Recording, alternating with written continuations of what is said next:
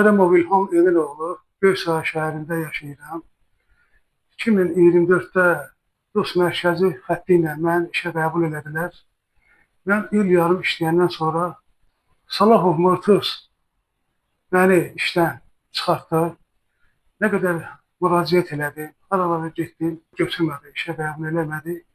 Dedi ki, iş yeriniz yoxdur. Mən 8 aydır, 9 aydır bekaram, işləmirəm. Heç arada gəlirim yoxdur. Heç bir yerdə pensiya almıram, maaş almıram.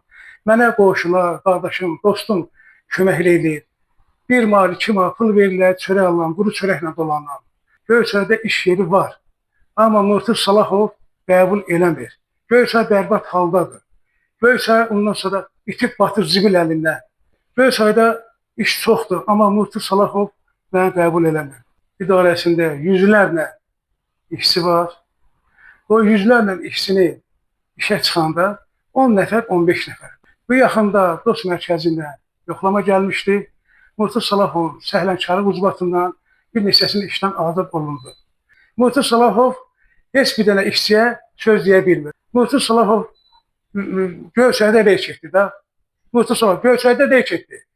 O heç kimdə eşitmir, heç kimdə qəbul eləmir.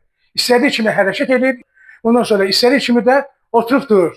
Nə vaxt yanına gəlsən, iş yox, iş yox. Məndən də pul istədi, mən vermədiyimə görə məni işdən azad elədi. Mən Respublika prokurorundan, cənab prezidentdən xahiş edirəm ki, Murtuz Salahovun işlərini araşdırıb, barəsində tədbirlər görülsün. Və mənim işlə təmin olunmağıma köməklik göstərsin də sizdən mən xahiş edirəm.